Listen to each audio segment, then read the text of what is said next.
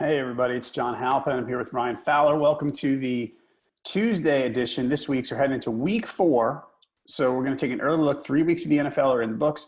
Ryan Fitzpatrick, 400 yards every game, just like we all suspected from the beginning. Ryan, what did you think? That was an interesting game last night. It looked like the Fitzmagic stuff was coming to an end, and then it didn't. Yeah, the one thing I took away from the way that game finished, look at how long those drives were that he sustained in that rally attempt. It kind of goes to show you a couple things. Fitz isn't done. I know, again, when you ride this roller coaster that is Fitzpatrick, and throughout his career, these moments have happened where you have this roller coaster effect. But that Steelers defense, you can chew it up. They got chewed up by Mahomes, got chewed up by Fitzpatrick.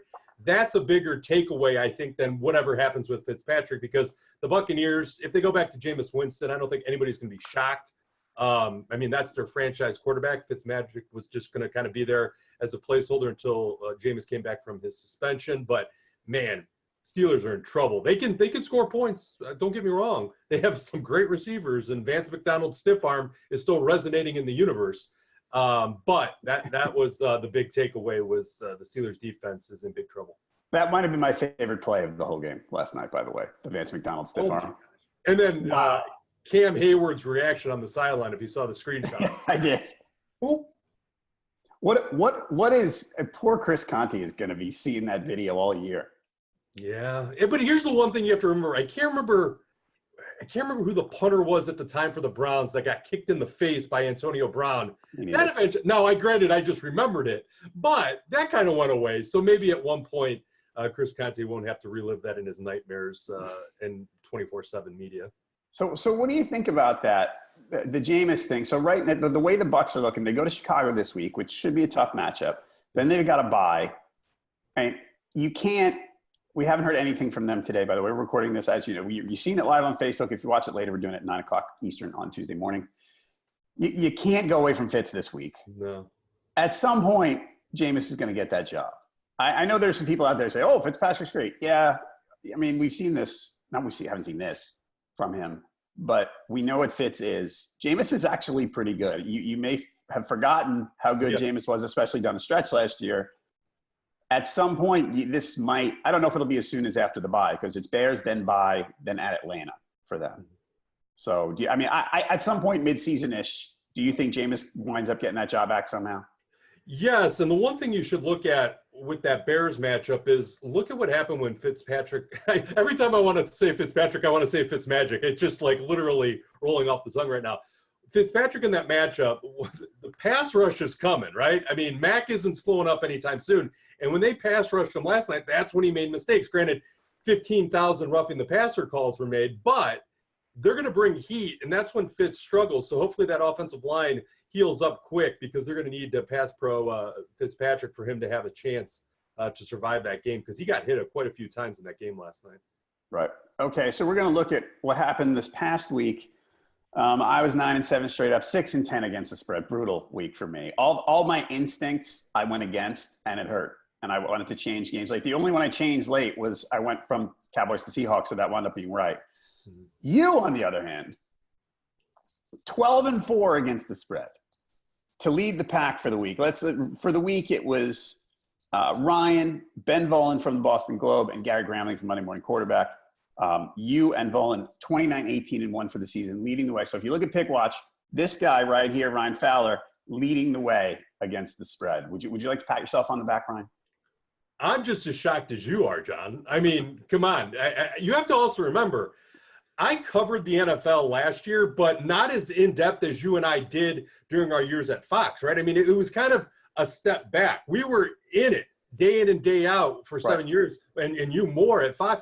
And then this past year, 2017, we kind of took a step back. So to get back into it and to post that record, plus, again, patting yourself on the back is great, because anybody who gambles on the NFL knows this ride is short-lived and this buzz is short-lived. The one thing that I took away was the losses I had were the biggest upset in NFL history based on the Bills beating the Vikings, the Jaguars' inability to score on the Titans and allowing Marcus Mariota with basically half an arm to put up 9 points and win that game. And then the one game that I kind of regret was the 49ers and Chiefs taking the Niners in the 6. But the one thing I took away from most of those games and you've kind of taught me this over the years. There were a lot of points on the board for home teams to cover and for home dogs to enjoy. So that was kind of where the angle went. And that's how you get 12-3. You kind of look at some of those angles where just a lot of points on the board that were right for the picking. Yeah, the ones I'm mad about are not going with Redskins and Cardinals. They're decent. I mean, I know the Cardinals have been bad. Home game, they were 0-2. You had to figure they were going to, at least come up with a decent effort. They almost blew that game, John. They did, yeah. And the spread.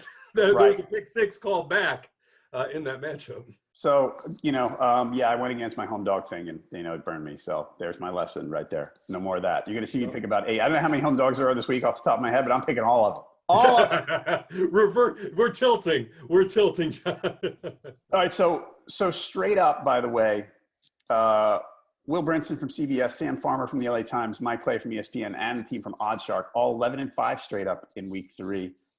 For the season, Joel Wagler from Fansided leads at 32-14-2. That's 70% hit rate on the straight up. But again, against the spread, Ryan here at Ben Bowen from the Boston Globe, 29-18-1. Pretty good stuff. All right, if you have any questions for us as the week goes on, check us out on Twitter. I'm at Halpin37. Ryan is at Freelance Fowler. The main Pickwatch account is at Pickwatch. So you can always tweet us, and you can find us on Facebook, where a lot of you are watching right now. All right, what you can see on Pickwatch, you can track all the picks all week long, NFLpickwatch.com. We're going to have this show every Tuesday. Josh and me every Thursday taking an even deeper look at the week 4 games. And I'll do my Sunday Facebook Live before kickoff, where I rattled through about 16 games in 19 minutes, Ryan. There's just no nonsense going on there. Micro Machine. Do you remember the Micro Machine commercial? I do.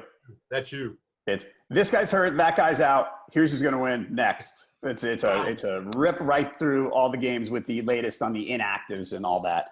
You missed the tangents that you and I go on, though. Yeah, exactly. And Josh has an article every week. He picks 3 games. It's the bet your house or you bet your life savings on this game, fun game of the week, and the game that scares him to death. So you're going to want to check that out. All right, let's get to week 4.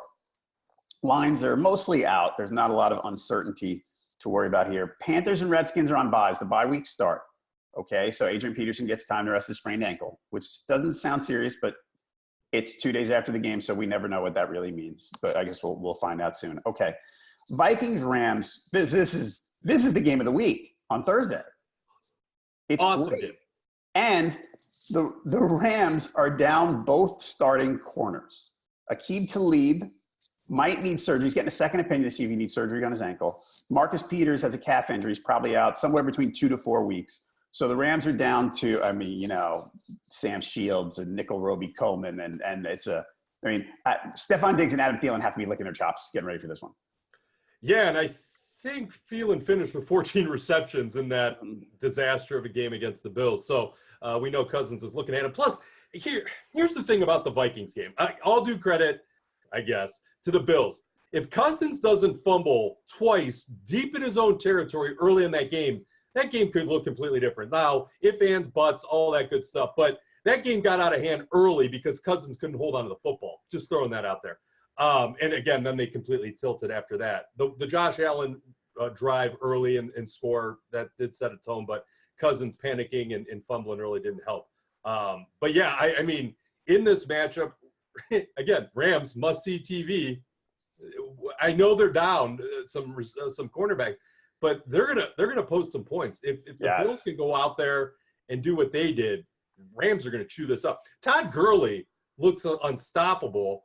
Goff, he got some grief for being a system quarterback, but man, this thing's a well-oiled machine, and it's just hard to fathom how they're going to slow down against a Vikings team that's licking their wounds on a short week, because I think they needed more than 3 days to recover.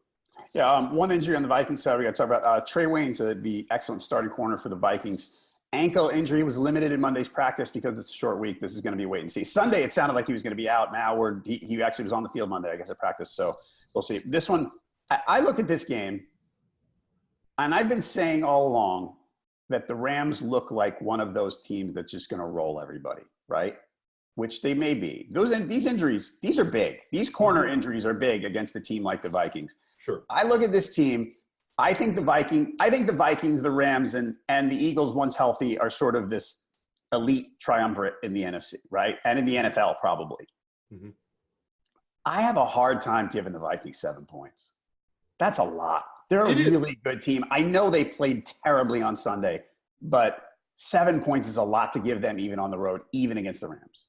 And I think you bring up a fair point, because this was the whole mantra of what happened in week 3 with my strategy. It's a lot of points. Now, I just made a huge case for why the Rams are rolling and winning is different than covering 7. I mean, you can define it and parse it as you will, but 7 points to a team that's probably going to be in the top 2-3 of the conference, I mean, that's a lot of points. You have a short week. Both teams are going to be gassed. I think the Vikings can cover here. I think the Rams win. But the one thing we also learned in this week-to-week pick'em against the spread straight up, teams aren't as bad as you think they are after one game. And that's one thing that I'm learning going through this process the last 2 years. The Vikings aren't what they were against the Bills. This is a reset. Now, granted, it's only 3 days rest, but they're not that bad. We know they're better. Both teams are going to be exhausted. So maybe you look at it as they come down a level, and that's enough for them to cover the 7. All right. I think so. I think I'm going to be taking the Vikings in this one when I put the picks in tomorrow. Let's go Bills-Packers. So Bills go to Green Bay, get 10 points from the Pack, 45.5. Teams aren't as bad as they look after one game. Teams may not be as good as they look after one game either. I still think the Bills are a bottom 5 team in the NFL here. And this is especially if LaShawn McCoy doesn't come back. I think I'm going to lay the 10 with Green Bay. Right. And my rationale for when I picked the Vikings to cover the 16.5 was they didn't have McCoy and they had a rookie quarterback and they don't have any receivers. And yet, because of Cousins' fumbles, they were able to score more points than I think anybody would have ever imagined. They were put in a position, when you have a short field to work with, even a rookie quarterback can make that work. So, again, you look at what's going on here, going to Green Bay, not an easy place to play. It's back-to-back of the NFC North for Josh Allen. He's probably not thrilled to know about that. Rodgers see, the one thing about the Packers in Washington, sloppy conditions, not ideal for a guy trying to fight through a leg injury, but I did see him bend his knee during that game. So it must be feeling all right. I don't think he was forced to do that the way it twerked in that one play I saw. But yeah, I think Packers can cover this.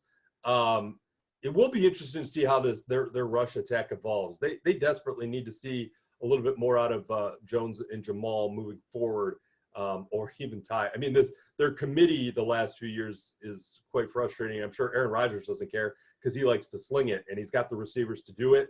The Bills aren't as good as what they were last week, to your point. So the overall theme of this conversation today, I'll take the Packers. Yeah, I think I'm taking the Packers too. And Rodgers, the thing with that running back committee, Jones might be the best runner, but Williams is the best pass blocker. And that's why he stays on the field. Mm-hmm. So it's going to be an interesting, it's not as easy as saying, hey, let's get Jones in there and let him run more. Right.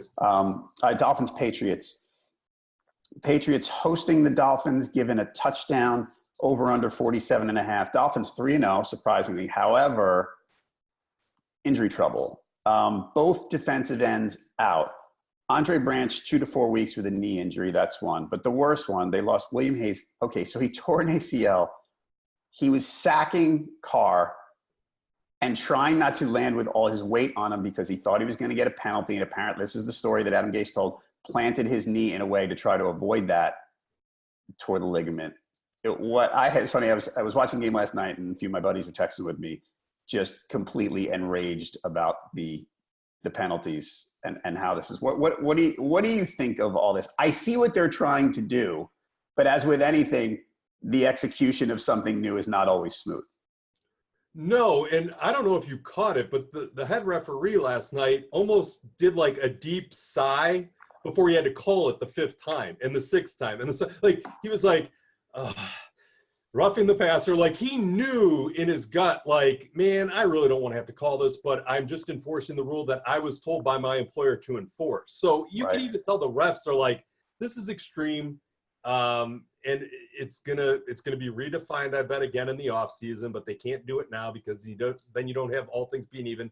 But bracing to like pull up. I mean, that's what happens when you're driving and you see a car coming and you tense up And then that's why people in car accidents get hurt, because they tense up. And that's what he did with his body when he was, oh my gosh, I'm going to get a 15-yard penalty. He tensed up, and then pop goes the weasel. And now the Dolphins pass rush is going to be a little weaker the last part of the season. So, and again, the Dolphins need all the help they can get, because this is a little smoke and mirrors. I mean, the Raiders just continue to pee down their leg late in games. So that's where the Dolphins were able to make some plays late. Plus Akeem, Jackson?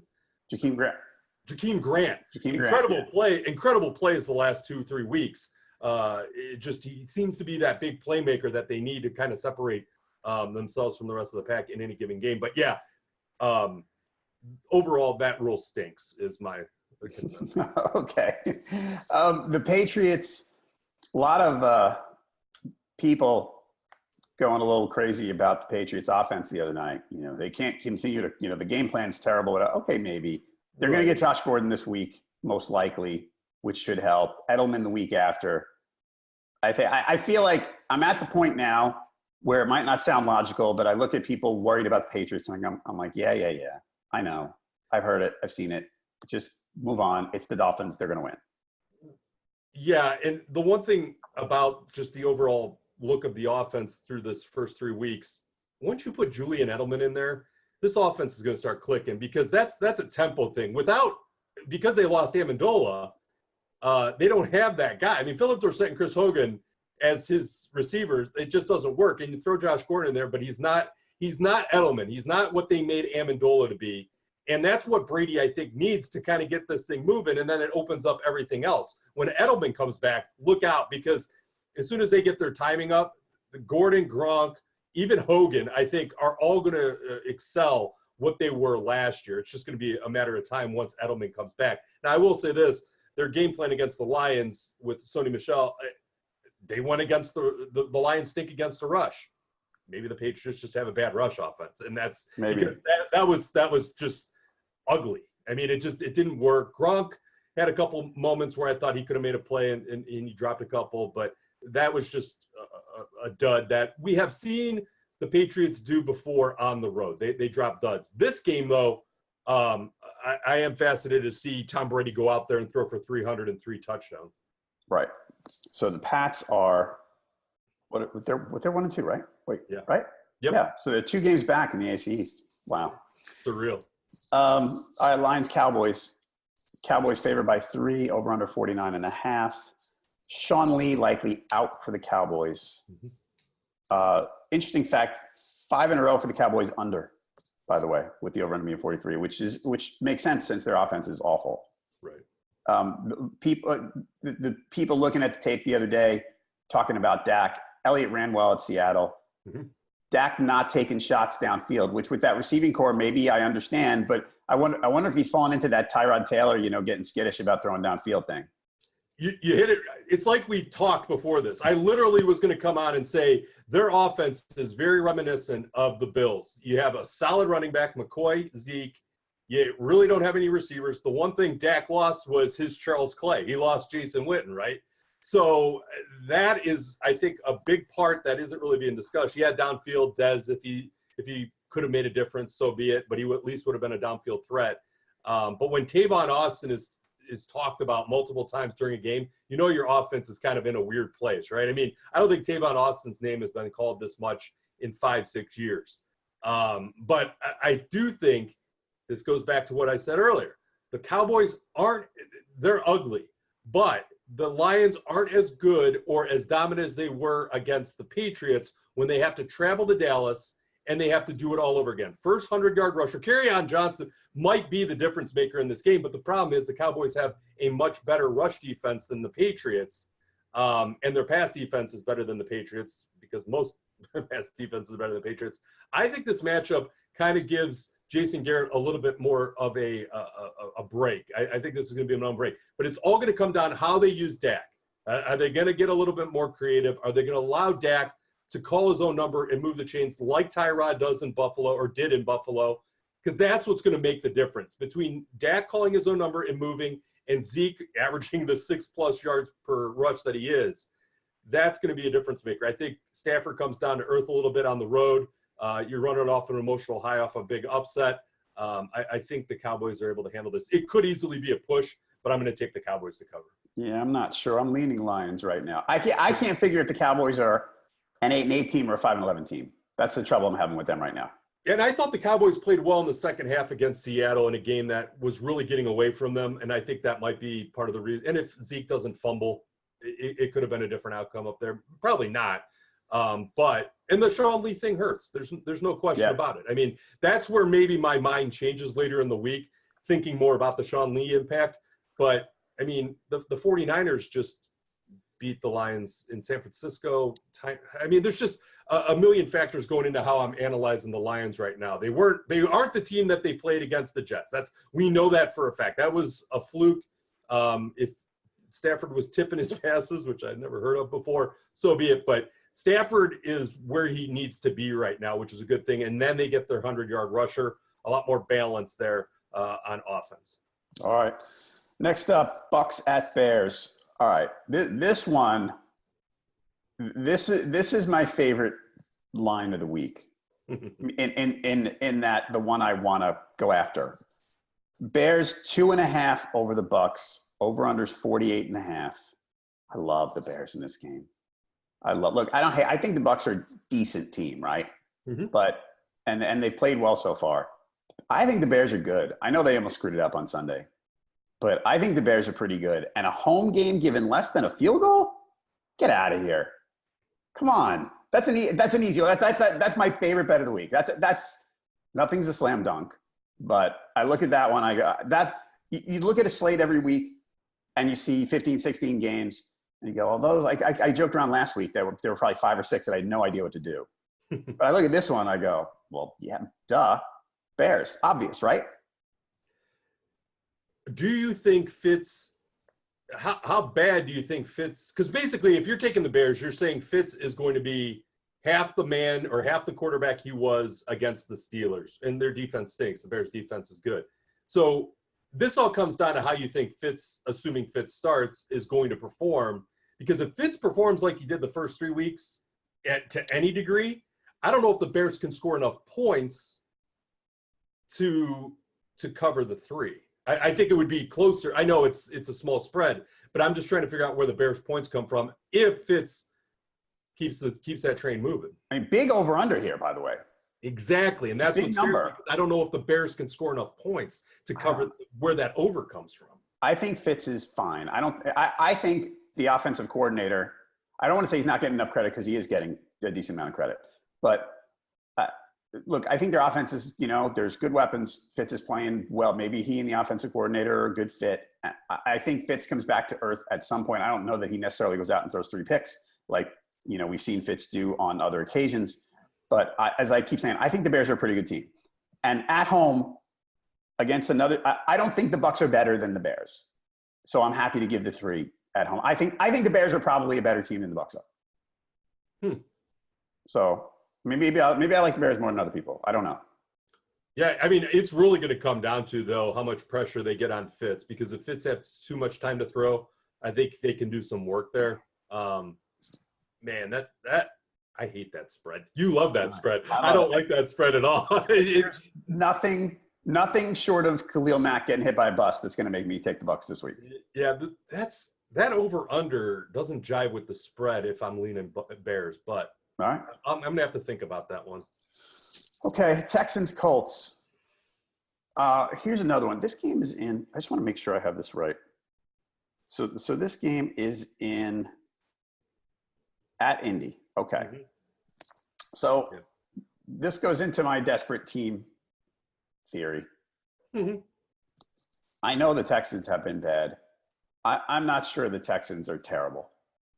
As bad as they've looked and as much as they've struggled, and for God's sake, losing at home to the Giants like that it is bad. But even if the Giants are maybe better than the train wreck we thought they might be after 2 weeks.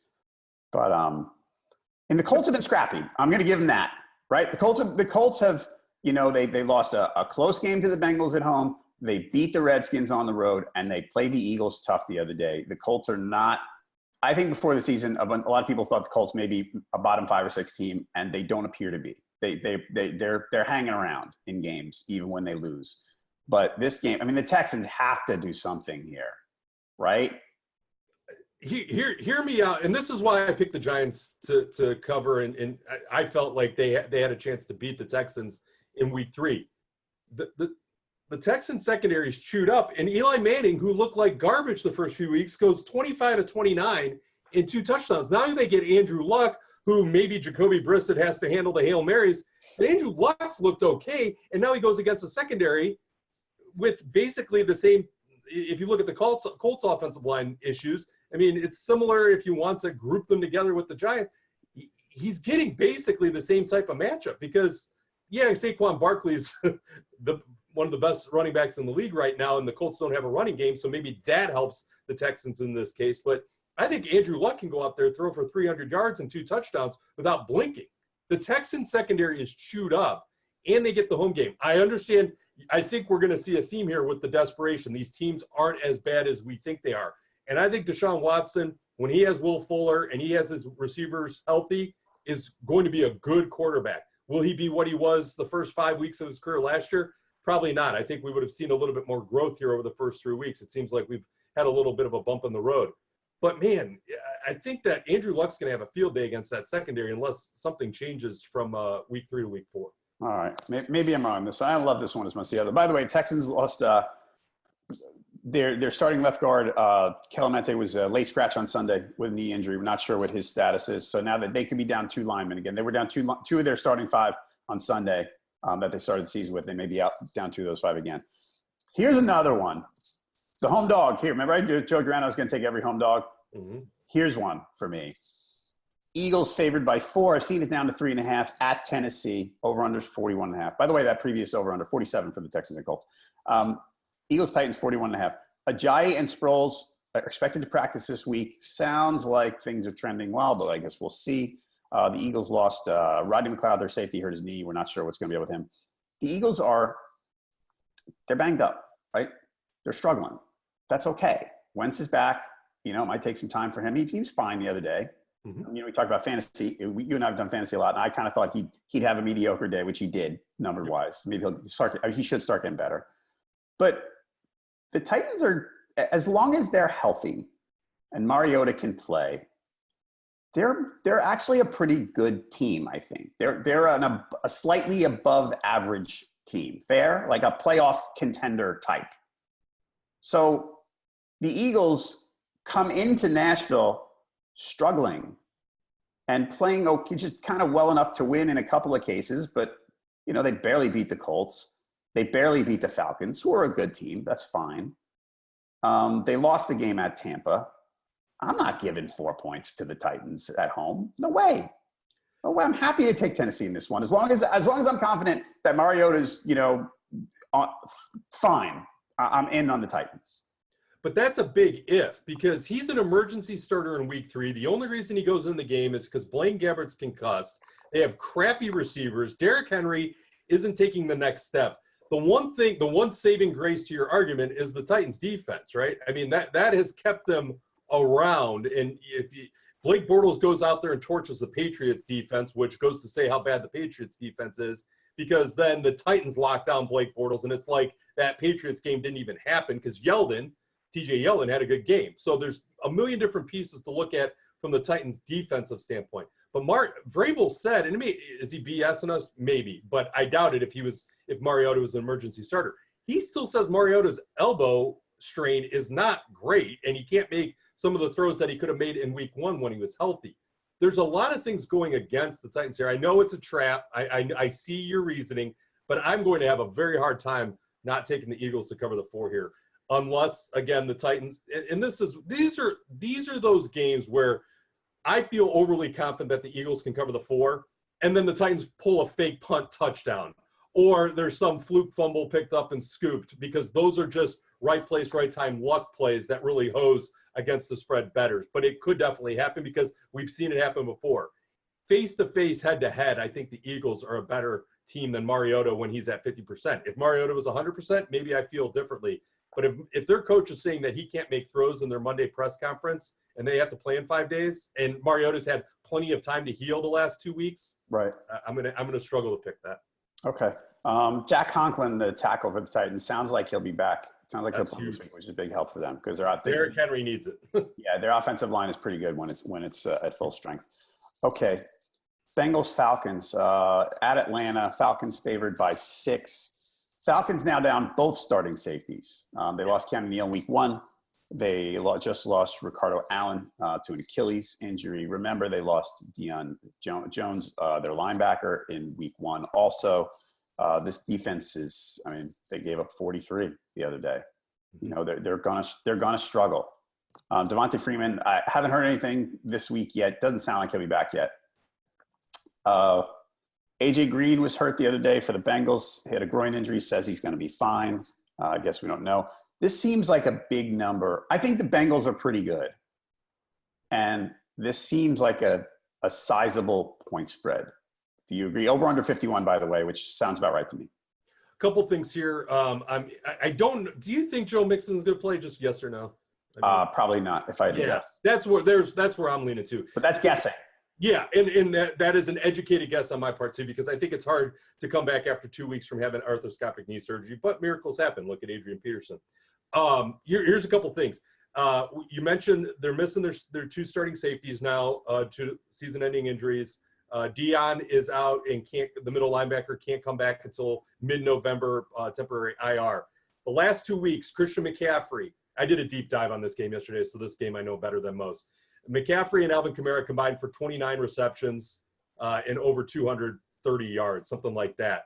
You can see Gio Bernard pulling that role. I mean, he had 5 receptions last week against the Panthers. He can go out there and catch 9-10 balls if they're going to give him that. And if that situation's weaker than it's been the last 2 weeks, McCaffrey and Alvin Kamara are kind of outliers because they are that. But this is what Gio was early in his career, and this is what they wanted him to be with the Jeremy Hill, Gio Bernard combination. So and let me cut you off for a second. Well, I need to do a deep dive here, but that Falcons defense was based on speed in the middle of the field.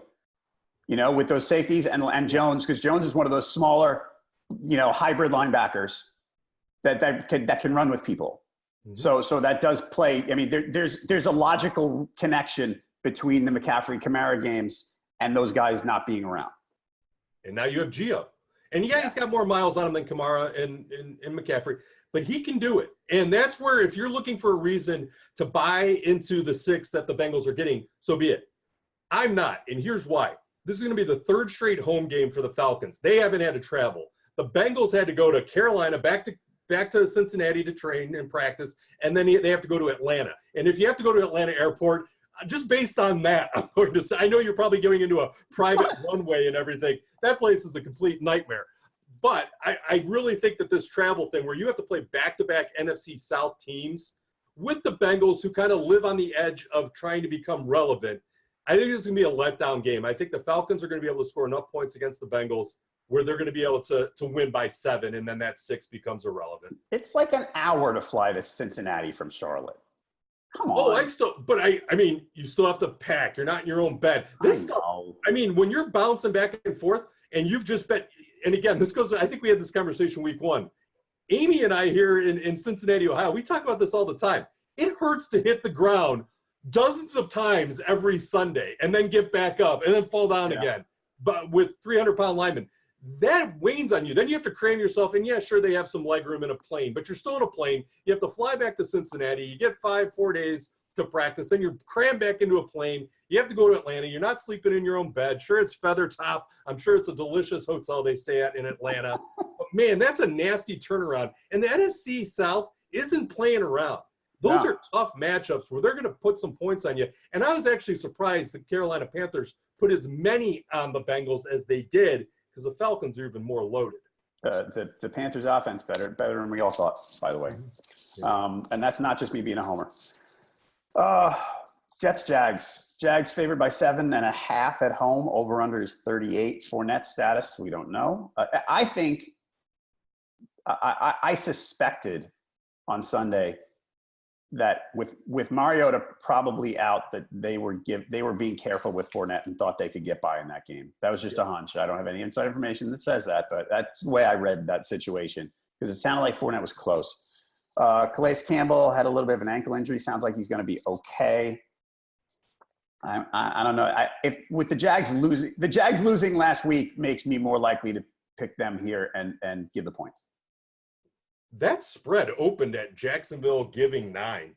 That spread has moved a ton. Sunday night, I don't know if we're allowed to say sportsbook, so I won't. But that spread opened at 9. So, wow, there's been definitely some movement and some backing of the Jets on that one. That's interesting. All right. The Jets are not – they're not horrible, right? I mean, they lost to the Browns, but the Browns are pretty good. Or average, I guess. Well, and again, they didn't game plan for Baker. So, I mean, right. It's so hard to take away from. But the one thing I did look at, and again, this is one of my deep dive games of the week, Sam Darnold, outside of a couple throws in that Detroit game, not off of a Matthew Stafford turnover, he's been awful. His passer rating is 58. And basically passer rating, if you need a guide on that, it's below what Sam Bradford is. So if you stretched out his 2 games, Sam Darnold's 2 games to the third, his passer rating has been below Sam Bradford, who just lost his job to Josh Rosen. So he has not looked great. The 9, I was interested in the Jets. The 7.5, I don't know. We're moving the wrong direction. Yeah. For me to feel great about this, I'm gonna take the Jaguars in that game as of Monday at 9:39 Eastern Standard Time. I'm leaning Jags too. I'm not sure yet on that one. All right, Seahawks Cardinals. This is at Arizona.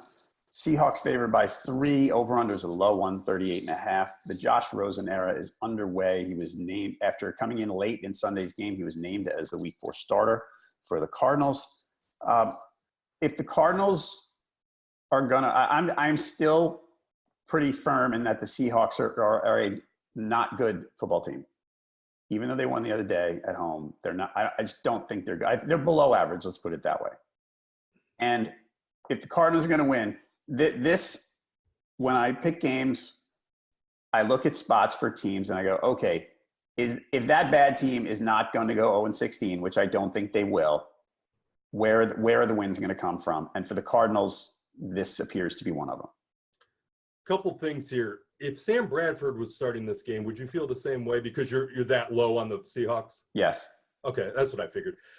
I'm not sold on Rosen. Small sample size from the end of that Chicago Bears game. I think Earl Thomas, if he could play every position, the Seahawks might win 12 games. Earl Thomas has been amazing, right? I think he's made a lot of plays on the defensive side of the ball that they've needed. I think Rosen makes some mistakes there. This is what, and here's the fun thing. I'm going to take the Seahawks as of Monday morning. And I probably will hold true through when I make my picks. I usually make all my picks before Thursday night game. I will say this. I almost picked the Steelers and switched, but I didn't know if we were allowed to do that. So I didn't, and that's just complete hindsight. I didn't feel overly confident in picking the Steelers right before kickoff last night. So I just stayed with my gut and felt the Buccaneers. And again, with the points, I lost by 1.5. But this is one where I could see myself staying with the Seahawks and then completely being wrong. And that 12-3 from week 3 turns into 9-7 or whatever 9-5 it turns into with the 2 buys. But I like the Seahawks here. I think they harass Rosen enough where he's not the person that the Cardinals hoped he'd be. All right. So the home, actually the Cardinals' home schedule is not bad. The home games they have left: Seahawks, Broncos, Niners, Raiders, Lions, and then Rams. So there's some winnable home games for them. Raiders are well, yeah, I mean Broncos are winnable, right? Yeah, Raiders are winnable. Yeah.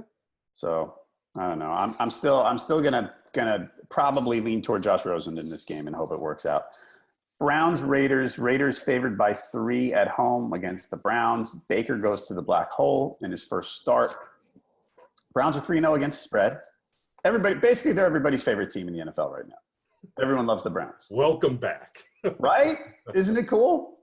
Yeah, I mean, it was that again. You and I haven't talked since last Thursday. I mean, that's fun. That's entertaining, right? I mean, I love it. Again, I texted you during that game when Tyra was completely off the rails, and then tale of 2 halves, and Baker comes in, saves the day. His statue will be ready by Christmas. He'll be in Canton in 20 years, and all will be great in Cleveland. LeBron who? That's what it turns into, right? We are all witnesses, Ryan. To big So oh, real quick tangent. I know we're not supposed to do this, but the Tiger Woods Sunday, where the crowd's coming behind him, right? Anybody who's watched the clip on the crowd, LeBron James had to book a commercial for that to happen. Tiger Woods, it happened to him in real life. There was a commercial in Cleveland that ran once he came back to Cleveland where everybody rallied behind LeBron and was like, we're all one team.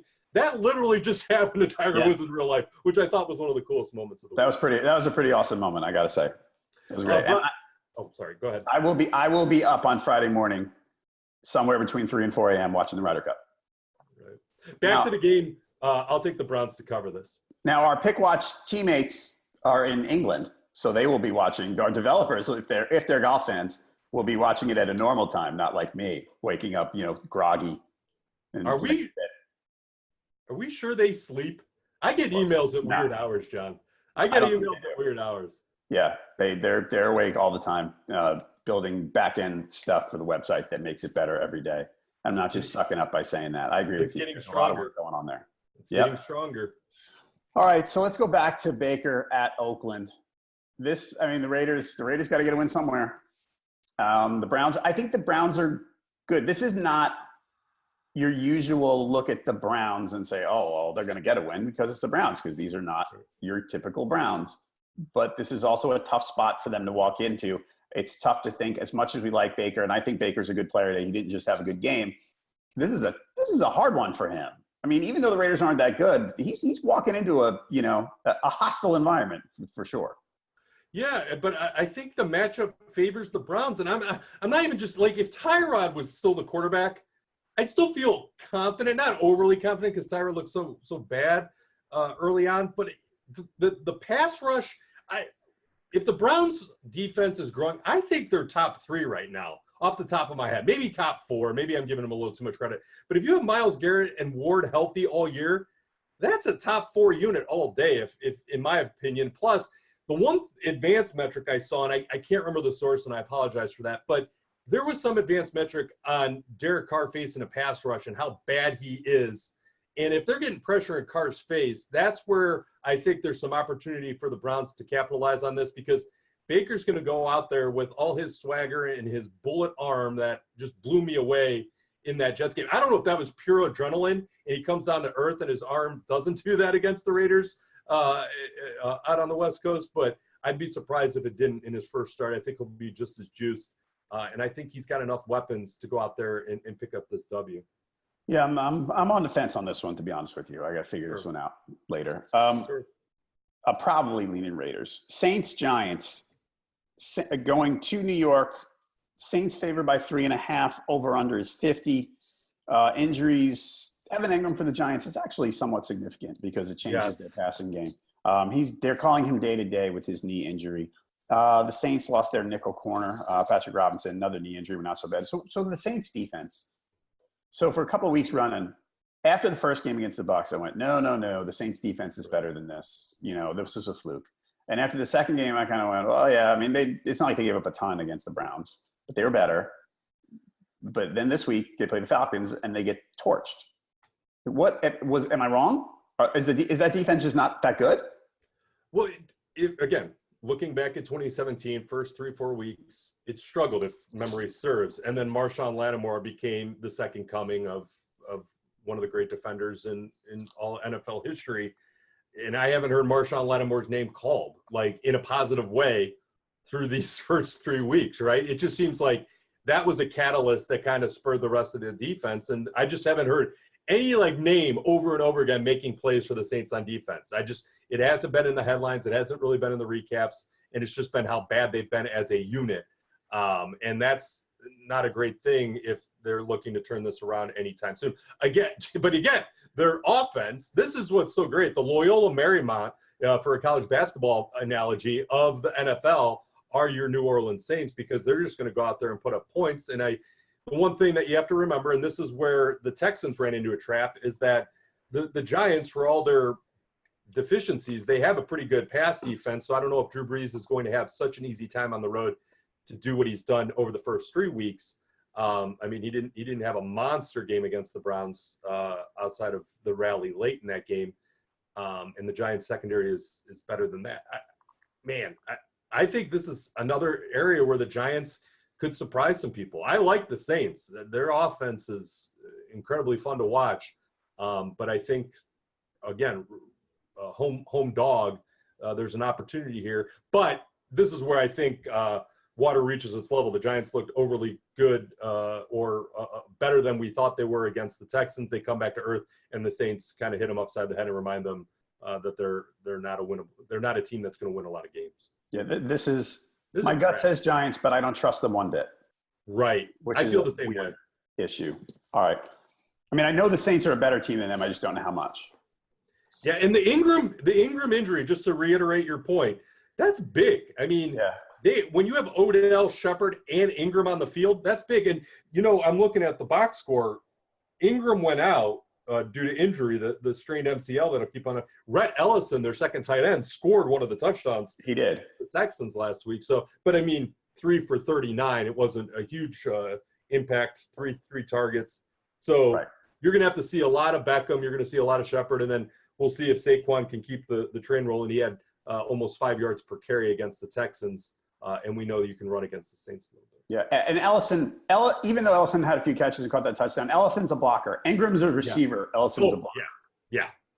Like Ingram, when he was drafted, was like, this is, and again, the name, so be it, Aaron Hernandez, where you're the receiver more than the tight end.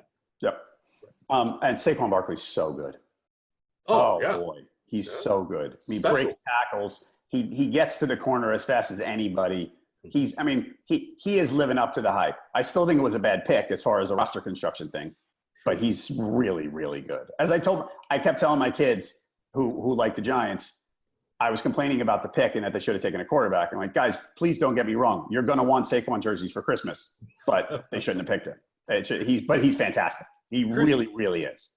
Christian McCaffrey's heartbroken that they're getting Saquon Barkley jerseys. He probably is. Luke here. They have Luke jerseys, so they're good. Oh, there you go. Yeah.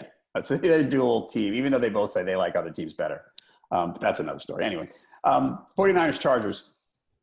Chargers favored by 10.5, over under 47.5. It's at LA. 49ers, as we know, Jimmy Garoppolo out for the year with torn ligaments in his knee. CJ, is it Beathard or Beathard? I should have had this right by Tuesday, and I don't. I'm going to go Beathard. CJ, okay. Richard Sherman out a couple of weeks for the Niners. Matt Breida, which is an interesting thing because when Beathard played last year, he dumped off to his backs a lot, which, it's a guy who doesn't want to throw downfield, whatever the reason may be. I don't remember what the protection was like. But Matt Breida would seem to be a beneficiary there and would seem to be more involved in the game plan. He's questionable with the knee injury, so we're going to have to wait on him a little bit this week. Your gut, your first reaction is, ooh, this is going to be ugly. Because the Chargers are pretty good. The Niners lost Garoppolo. But the Niners have been better on defense too. I don't want to jump to the easy conclusion that the Niners are just going to fall apart without Garoppolo. Because even though there's a huge downgrade at quarterback, I think the rest of their team is also better. Am I supposed to pick it up there? That was I'm sorry. Sorry, I was waiting for that was a natural pause, Ryan. I was getting my CJ Beathard game logs from last year to kind of give San Francisco a little love. When he wasn't good. What's that? He wasn't good. 55% completion percentage. However, the other numbers weren't awful. Granted, a lot of that had to be rally mode to try and save a little face there late in the game, right? So here's where the Chargers make me nervous. They have one set up on a tee, and then they have to cover 10.5, right? They have to cover 10.5, and that's a ton of points. I don't care who the quarterback is, because the Chargers defense has allowed some. The Breida thing is definitely something to pay attention to because he's going to be needed for this whole puzzle to work. I like the Chargers offense, man. Eckler, whoo, love it. I love just – there was enough Melvin Gordon last year. Eckler had some moments last year, but now he's becoming part of the routine, right? And you add that element to what they have in Williams and Keenan and what's left of Antonio Gates, former basketball player, by the way. There's just a lot of momentum there on the Chargers' offensive side of the ball. The problem is I've seen these games before where I don't remember enough times where the Chargers are like, we're just going to knock this team out and it's going to be over. They find ways to not take advantage of these matchups. And even with Beathard there, I'm a little nervous. I'm going to have to think about this one just because there's so many points. Off the top of my head, Chargers by 13 wouldn't shock me. But, that fourth quarter is going to make me nervous. Yeah.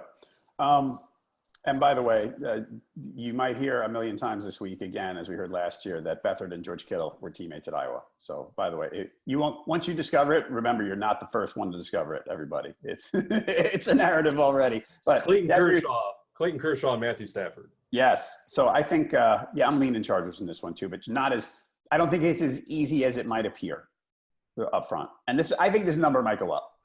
This point spread might go up. Ravens Steelers Sunday night. Steelers given 3 at home. Sounds like the Ravens were without their linebacker C.J. Mosley and their nose tackle Michael Pierce on Sunday. The Monday, Harbaugh said they were very close, and it sounds like they're going to play in week 4. It's funny, has this rock'em sock'em matchup history. But as you said, the Steeler defense is kind of soft. So, I don't know what it is. The over-under is 48.5, which is, doesn't go back. You have these pictures in your head of the Ravens and Steelers playing in a game that's 13-10. Right. And in December and beating the snot out of each other. That's probably not what this is going to be. But if it gets to a shootout, the Steelers are just better on that front. I'll take the Steelers to cover. Yeah. I think Short answer. The Ravens, what they did against the Broncos, wasn't expecting that. But I think they regress a little bit here on the road. And Steelers just put up so many points that they're not able to keep pace. All right, let's move on. I think I agree with you there. Chiefs Broncos Monday night. Chiefs are given 5 at Denver, over under 56. The Chiefs are just, this is insanity how much they've been producing. Chiefs injuries. D Ford, the linebacker for the Chiefs, status is we're not sure. He's got a groin injury. The Broncos, one of their corners, Tremaine Brock, another groin injury day to day. Nothing huge there. D Ford would be a little bit of it would be a problem for an already shaky defense for the Chiefs. So does Pat Mahomes go into Denver and blow up the Broncos like he's blowing up everybody else? He's going to score 30 plus. Can Case Keenum score 25, 26? I don't see how Case Keenum leads an offense that can score that many points. Even against the Chiefs defense. That's an interesting point spread. I might lean Broncos right now, just because that point spread's it's a weird number. And I mean, Mahomes is going to put up points, but I think maybe that Chiefs defense is just so gosh darn horrific. Because again, you keep Jimmy. I can't remember at what point did Jimmy G leave that game on Sunday? Was that third or fourth quarter? I'm not sure. It was on the late side, but I'm not sure exactly when. Because they were mounting a little bit of a rally there where they could have covered that 6. Yeah. So that's where I'm like, man, this Chiefs defense, you give them you give the other team a little bit of life, they're going to be able to do that. You get the Broncos, you got the elevation situation working on. Man, right now, I'm going to take the Broncos. I wouldn't be surprised if Thursday I change my mind and go Chiefs. I'm interested if that point spread moves. It probably won't, but right now I'm on the Broncos. All right, so two notes here. The Broncos, whose defense we all like to talk about as being pretty good. In yards per play, they're right in the middle of the pack. We've got, so far, they gave up 27 to the Ravens, 19 to the Raiders, 24 to the Seahawks. I think their offense is a little better and the defense is a little worse. Yeah. So I don't know. I want to take the Broncos here. But that's one of those, someone's going to slow down the Chiefs. Yeah, maybe. I don't know. I mean, the Ravens played pretty gosh darn well. I know the Ravens defense harassed Keenum in that game. And I'll be completely honest, I didn't watch a ton of that game, but I saw enough to say, man, this Broncos team, it's kind of stitched together. And it seems like you pull on one thread and the Broncos could be one of the worst teams in the league, right? I mean, it just doesn't – Emmanuel Sanders can't make every play for them on offense. And then the one thing we didn't talk about was their rookie running back, Lindsey, right? Yeah. I mean, getting ejected from that game, but he stunk before that. I mean, the Ravens completely shut him down. So he didn't take that next step that he needed to feel confident in that hot hand approach that they were going to take. So now you're kind of back at the drawing board of what is the Broncos running game, which is kind of needed to kind of make a fair assessment of how they can approach the Chiefs' weak defense. What do you think of the over-under in this one at 56? Over. Yeah, right? Chiefs, just blanket over, right? Like I said last week, just over every week, bet over. Can I parlay the over on the Chiefs? I don't know that rule. That's in the fine print of the Godfather lore of whoever, Mo Green setting up the Las Vegas camp. All right, anything we missed? Anything else you want to talk about? No, I'll just take the 12-3, and I'm never coming back out here again. I don't know. I don't know if that's going to happen again, John. I told Sean that. I go, don't know the next time that's going to happen. But it was, you know what? They talk, if you follow any Twitter experts, they talk about the process and they go in making a DFS roster or their gambling picks. My process in this week worked. I mean, it did. The process that I went to make each pick, it played out. That's not going to happen week in and week out, but I felt good, aside of the Steelers, Buccaneers, which I was a little wishy-washy on anyways. But, I mean, I wasn't going to change the 49ers pick to cover the 6. I wasn't going to change the Vikings to cover 16.5, and I wasn't going to change the Jacksonville big spread. So the ones that I lost, I wasn't going to wash on that based on the analysis I went into ahead of the pick. But Sean told me we had to start guaranteeing picks, like those guys who sell picks and say, you call in and, your first pick is a guaranteed free pick to win. I watched those guys growing up, and I never thought when I was 9 years old in front of the TV, I was trying to figure out how it all worked and why they were wearing those coats and those weird glasses and those gold chains, but they were compelling, right? And then they came out with the Matthew McConaughey movie, Two for the Money, if you've ever seen that. It was awful movie, but it's basically that. It's just go in front of and you get the 900 number back in the day. You get your first pick free, and then you sell the farm to get the rest. But I don't know about guaranteeing picks. I think our analysis is top of the line, though. All right, no guaranteed picks. There you have it from Ryan. But he did go 12-4, so you might want to listen to him for a little while, see if this run keeps up. Everybody, find us on Twitter. I'm at jhalpin37. Ryan's at Freelance Fowler, and the main Pickwatch account is at Pickwatch. That's going to be it for today. Oh, also, Facebook, if you're watching, whether or not you're watching here now, you can always find us on Facebook. We've got a YouTube channel. You're going to want to check that out because all the videos, including the Thursday show, you can see the full show and then the game-by-game discussions on Facebook, which is pretty helpful if you only want to watch a few minutes at a time. Let's say on Broncos Chiefs or something like that. That'll be up on Thursday late. Also, finally, track the picks all week long. Make your own picks. We've got 1,100 people making picks a week or something like that, which is pretty strong. Keep it up. Bring your friends. Track everybody's picks. NFLPickwatch.com. That is all for today's edition of Pickwatch Live. As I said earlier, I'm back on Thursday with Josh Katzowitz. We're going to be going over all the games in weeks 4, so please come on back and check then and follow all these videos on our Facebook and YouTube channels. For Ryan Fowler, I'm John Halpin. Thanks for watching.